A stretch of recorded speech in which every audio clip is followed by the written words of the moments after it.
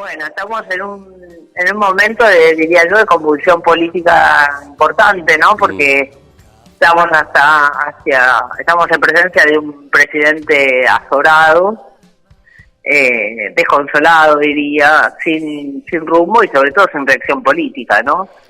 Una persona encerrada en sí misma, aun cuando ha intentado armar unas mesas de diálogo, reuniones de gabinete, la supuesta mesa federal que no sale, bueno, digamos, un presidente que en una coyuntura política crítica da muestras de sus limitaciones para gestionar este país, que es de una complejidad inmensa, reafirmándose muchas de sus decisiones, como por ejemplo las del veto. Mañana hay un paro universitario y una marcha universitaria, y nada, sobre todo me parece un presidente que no puede reaccionar ante la crisis que con la que se enfrentó con el resultado electoral de la provincia de Buenos Aires, que, digámoslo, tampoco es un resultado electoral determinante para la política nacional, no es una elección menor en la provincia de Buenos Aires, pero que evidentemente sacudió.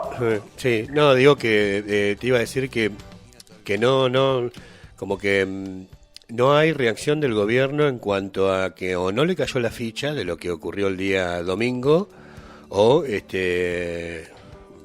van a ser muy, digamos, estrictos con la manera que tienen de gobernar, y que sin escuchar a la población, como ha dicho, no se van a mover un ápice de lo que del modelo y de la economía y de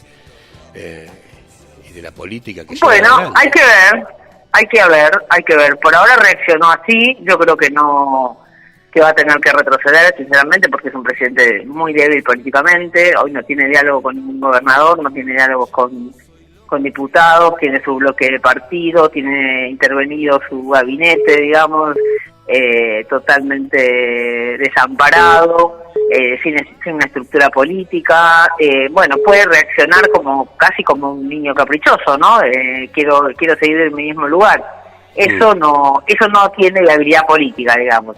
Los rumores de estos días son inmensos, desde un reemplazo de Villarroel hasta, digamos, parte del peronismo haciendo cola por si hay una desestabilización de su gobierno. Él no ha podido salir de la Quinta de Olivos, está ahí encerrado, en un estado depresivo. Eso digamos, son las cuestiones que hoy circulan en los medios, en las editoriales más importantes de los diarios. Ayer Joaquín Morales Solá sacó una editorial, digamos, dando cuenta de este proceso, digamos, de desconcierto, diría, del presidente, que no hace más que, encerrarse en sí mismo. Yo creo que estamos ante un problema político importante en la Argentina, especialmente por las incapacidades políticas, diría, a esta altura del presidente, de poder salir para adelante de lo que es una derrota electoral, como le ha sucedido a todo el mundo. Esto, me gustaría decir, fortalece aún más al peronismo, que como buen movimiento de masas, ya están todos, digamos. Ayer vi la foto de Uturbay con Cristina, que la fue a visitar a su departamento, ¿no? Sí. Eso es maravilloso, digamos, cómo se reorganiza rápidamente el peronismo, aunque hay que decir, Cristina no ha llamado a Axel Kicillof por las elecciones y para felicitarlo. El audio que circuló el día que él ganó las elecciones casi no pudo nombrar ni felicitarlo en nombre propio al presidente, al gobernador. Digamos, el gobernador ha sido, no fue, mira qué paradójico, ¿no? Porque dijimos el lunes que Axel Kicillof había ganado 2 elecciones. La de adentro del peronismo contra el kirchnerismo, con parte del kirchnerismo, digamos, sobre todo Cristina, Máximo y Javier Milei. Fueron las 2 personas que evidentemente todavía no lo han llamado al gobernador para felicitarlo, ¿no? La verdad, Lore, mira, en lo personal, ¿qué me sucedió a mí cuando escuché la locución del gobernador de la provincia de Buenos Aires minutos después de conocerse los resultados? No me gustó porque a mí no me parece que sea tan espontánea los cánticos de la gente, y las lisonjas que llegaban de atrás de las vallas de se siente Axel presidente y demás, a mí no me cayó bien. No sé si era el momento para eso. Bueno, eso es parte de la euforia política. Uno nunca le puede decir al pueblo ni a las masas lo que pueden pensar. Las masas reaccionan. Fue una elección compleja para el peronismo, digamos, un armado muy difícil, y ahí estuvo claramente, ya dijimos, la figura central de Sergio Massa en ese armado. Yo no creo que Axel sea presidenciable, si me decís en otro plano. Si yo fuera, digamos, si tuviera un poco de brújula, diría que no es un candidato presidenciable, pero sí que lo coloca en una posición central dentro del peronismo para pensar de acá a 2 años en un armado presidencial, ¿sí? ¿Quién va a tener la capacidad de poder por lo menos ser la cabeza de eso? Yo no sé si él será el candidato, pero sin duda lo coloca en un lugar político privilegiado para saber por lo menos cómo se organiza el peronismo de cara a 2 años, ¿no? Bien, sí. Hay que esperar de todas maneras, esto es una vorágine, la Argentina tiene esto, digamos, vivimos en un tobogán continuo, es un vértigo constante, pero hay que esperar de todas maneras las elecciones de octubre, de acá a 1 mes y medio, no falta nada. Yo creo que por eso también lo azorado de la figura presidencial. En ese sentido también hay que decir que la movida de Axel fue muy exitosa, porque lo coloca a 2 meses de la elección nacional, digamos, con un por lo menos moviendo el tablero político. Yo no sé si dándolo vuelta, pero por lo menos moviéndolo. Y de acá a 2 meses es muy difícil que el presidente pueda llevar adelante algún tipo de política que revierta la situación nacional, ¿no? Sobre todo, mirá vos, estamos mirando algunos datos, los primeros que aparecen procesados, ¿no? Porque también es una elección que hay que pensarla, y que tiene que ver con que ¿quién no puede votar a Javier Milei? Es la pregunta, ¿no? Más allá de cierta recuperación del peronismo, digamos, ¿dónde perdió votos Javier Milei? Y los votos los pierde en sus propios votantes, ¿no? Y eso es lo interesante del proceso. Sus propios votantes que no es que deciden ir por otra fuerza política, sino que deciden ir precisamente, que deciden no ir a votar. Ahí hay 2-3 millones de votos, digamos, que de jóvenes especialmente, pero también de sectores medios, jóvenes pobres y sectores medios que en su momento habían apoyado hace 1 año y medio al presidente con su voto y que deciden no votar. De acá a octubre, ¿qué hacen esos sectores que no se movieron a votar ahora? No se sabe. Claro. ¿Se van a ir a una opción del peronismo? Difícil por ahí.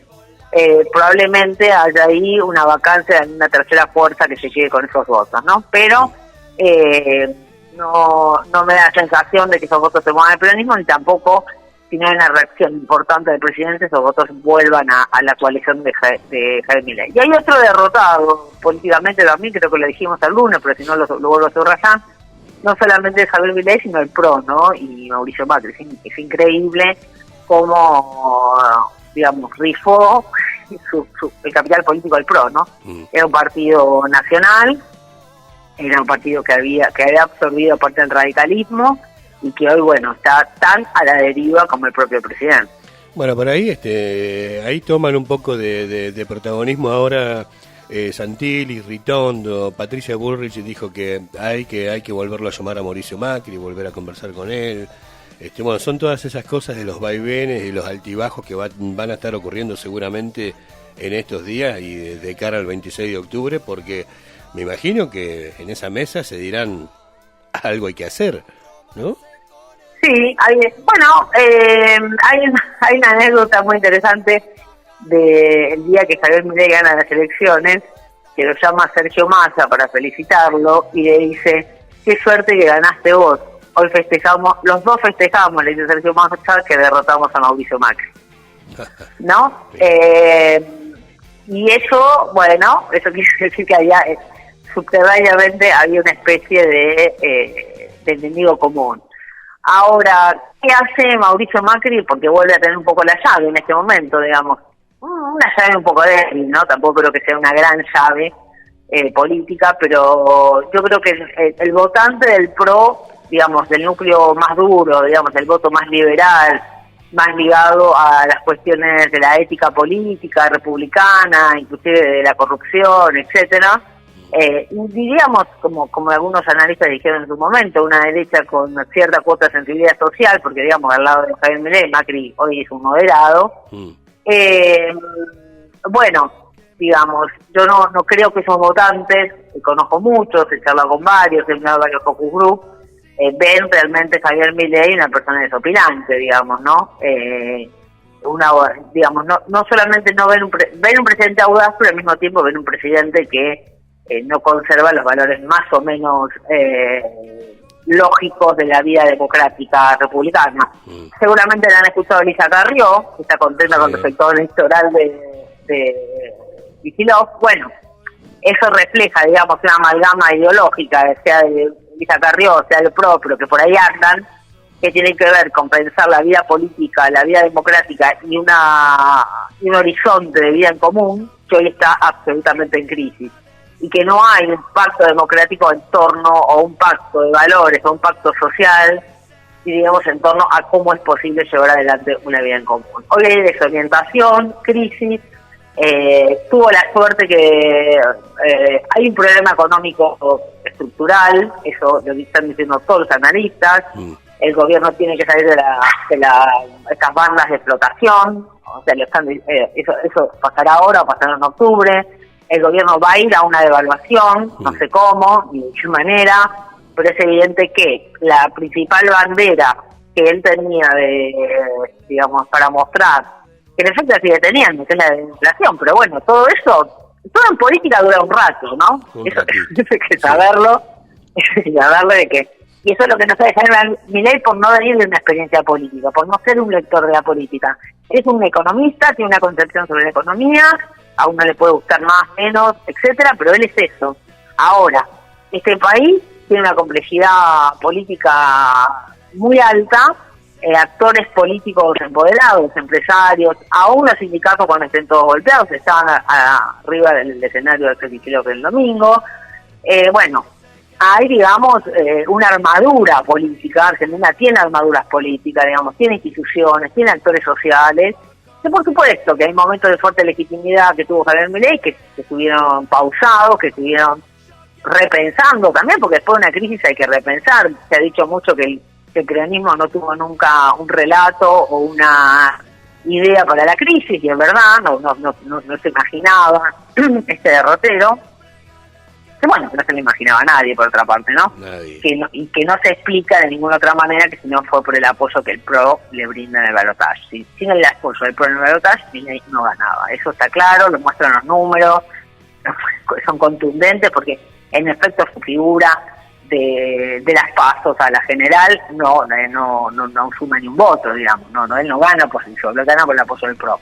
Y claro, paradójicamente, él gana con la apoyo del PRO, pero él se come al PRO en este año y medio, ¿no? Ahora, en esta situación, bueno, hay que rever un poco. También pensemos que si el peronismo estaba complicado para armar una lista, para armar un frente electoral en la provincia de Buenos Aires, también lo tuvo el PRO con Milei, ¿no es cierto? Que hasta último momento no se sabía si se podía armar o no se podía armar ese frente. Y cuando se llega con tanta debilidad y armar ese frente, suceden estas cosas. El plus del peronismo es que tiene actores locales, tiene intendentes, tiene concejales, tiene gobernadores. Eso al momento donde todo entra en crisis aparece el aparato. El aparato en el buen sentido, no el aparato como manipulación, ¿no? Porque la gente, a veces aparece una idea común y dice, bueno, el aparato llevan a la gente. No, la gente no es rehén de nadie, no va a votar atada, no, eso es mentira, porque ya está estudiado que aparatos que han movido en un momento y la gente una vez en el cuarto oscuro vota por otra cosa, eso está clarísimo. Pero digo, cuando todo está tan débil, tan en crisis, tan frágil, aparecen, digamos, los actores electorales que decíamos el otro día, que han sido el rol clave que han tenido los intendentes en la elección de Kicillof. Ha sido clave, ¿no? Ha sido clave que explican en la elección que pudo hacer en la quinta sección electoral, inclusive en la sexta sección electoral, ¿no es cierto? Que son las dos secciones electorales más complejas para el peronismo. Lorena, ¿cómo te saco del cuadro político? Digo, ¿qué crees que va a pasar mañana con la movilización que acarrea el veto al financiamiento universitario? ¿Será de la magnitud que ya vimos en la primera movida? Bueno, tal vez no tanto porque hay menos tiempo, porque se preparó nada en 3 días, 72 horas. pero sí creo que va a ser una marcha contundente. Creo que por primera vez el rector de la Universidad de Buenos Aires ha salido con un discurso tan contundente sobre Javier Milei. Yo creo que va a ser una marcha importante, porque aparte hay un clima político diferente, hay una sensación generalizada que a Javier Milei se lo puede agrietar, vamos a decirlo así, que no se pueda quebrar, ni doblar el brazo, ni nada de eso, pues es muy prematuro, pero sí que se lo pudo agrietar, y que hay una bocanada de esperanza, hay un respirador artificial ahí que apareció, y que bueno, coloca a los actores en otra situación, digamos, ¿no? La motivación por marchar hace 15 días y la motivación por marchar mañana es totalmente diferente, digamos. Hay otro clima político instalado en la Argentina, vuelvo a decir, con una fuerte preocupación sobre la figura presidencial, una figura presidencial que no ha podido salir de la Quinta Olivo, ¿no? O sea, en un momento absolutamente depresivo, bueno, con las características psicológicas que tiene el presidente, que sobre eso a mí no me interesa ahondar, pero sí claramente que es una persona que tiende a desestabilizarse con mucha facilidad. A mí se me hace, Lore, que mañana a esta convocatoria que hacen las universidades, que otros actores de la vida social y de la vida sociopolítica de nuestro país se van a plegar ahí. Llámense jubilados, llámense todo lo que es el ámbito de la pediatría, de la salud pública, Garrahan. Ojalá sí sea. Yo creo que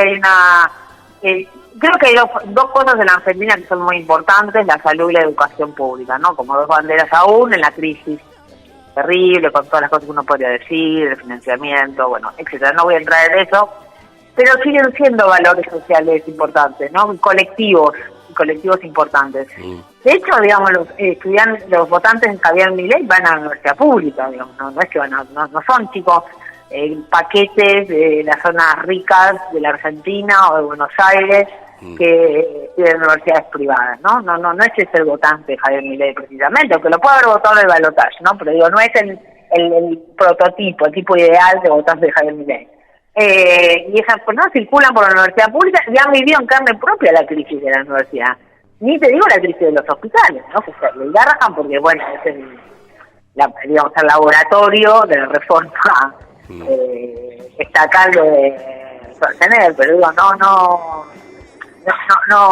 cualquier hospital público que uno visitaba hace un año y visita ahora se da cuenta que si no fuera por los profesionales y el compromiso de los médicos, bueno, digamos, la tasa de mortalidad argentina habría aumentado, es así de claro. Entonces a mí me parece que se pueden sumar los actores. Yo creo que va a ser también lo que viene sucediendo en muchas de las marchas con estas características, inclusive la discapacidad, ¿no? Que ha sido también terrible y que ha tocado digamos, este país es difícil que se banque, que los más desprotegidos los golpeen todas las mañanas, ¿no? O sea, yo aún con todo crisis, con momentos tan complejos de individualismo, de un montón de cosas que atraviesa la sociedad argentina, yo creo que hay una memoria que se reactiva en estos momentos y es una memoria por una sensibilidad social colectiva, que en este país la educación, la gente más vulnerable, los jubilados o los discapacitados, el sistema educativo, universitario y demás, todavía tocan fibras sociales de solidaridad que se aunan en estos momentos. Y la característica de todas estas manifestaciones ha sido la espontaneidad, la gente que va suelta, que me parece que es lo más importante, porque bueno, en estos momentos es difícil creer en algo, ¿no? Totalmente. No es que la gente haya dejado de creer, sino que es difícil creer en algo. Y bueno, lo que sucede es que más allá de las columnas, también hay una observación que se hacía sobre la marcha del 24 de marzo y otras tantas que de la historia argentina que son emblemáticas. Bueno, lo que aparecen es que las banderas de los espacios políticos no tienen fuerza y tienen fuerza los ciudadanos sueltos, ¿no?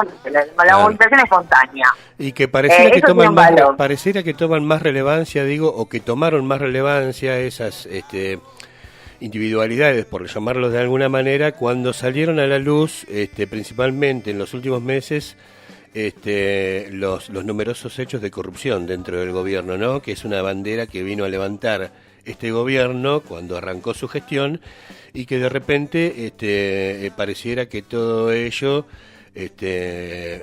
no ha cambiado en nada, ¿no? Y ahí me parece que es donde la espontaneidad del individuo como tal y no de colectivos es donde se acentúa mucho más. Es un parecer, ¿eh?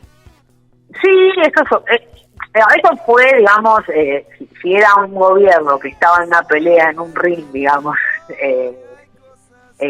digamos, bastante golpeado, yo creo que lo de las denuncias de corrupción fue del knockout del gobierno. Por eso un Javier Milei, el Moreno, en ese acto decadente, digamos, de comer cancha de fútbol 5 que no podía completar, sacado, pidiendo a la gente que vaya a votar, ¿no?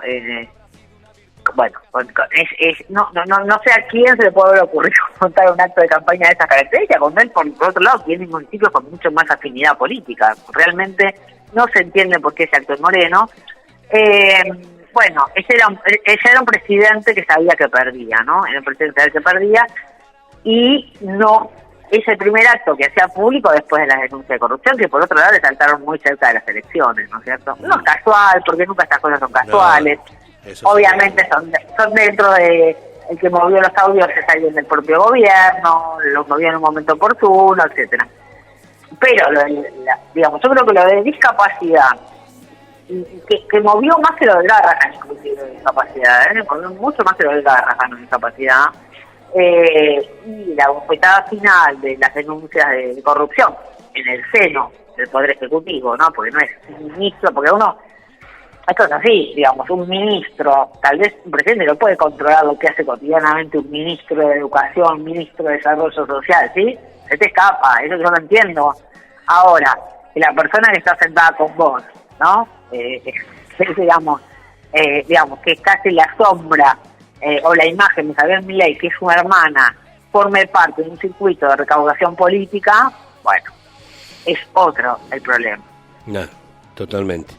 Lore, encantados y contentos de tenerte nuevamente, ¿no? En esta segunda temporada de que hay de nuevo, que semana a semana se van abordando los temas más relevantes, ¿no? De la vida política de nuestro país y que de alguna manera se intentan bajar con el análisis fino de Lorena Soler, que es docente de la Universidad de Buenos Aires y del CONICET, socióloga, y que la tenemos y que es un gustazo. Es un lujo que nos vamos a dar nuevamente cada jueves.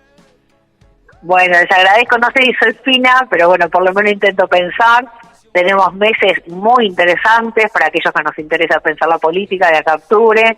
Van a ser con definiciones, creo, importantísimas, sobre todo para los destinos de todos los argentinos, ¿no? Que finalmente los que pensamos esto queremos tener una vida un poco mejor.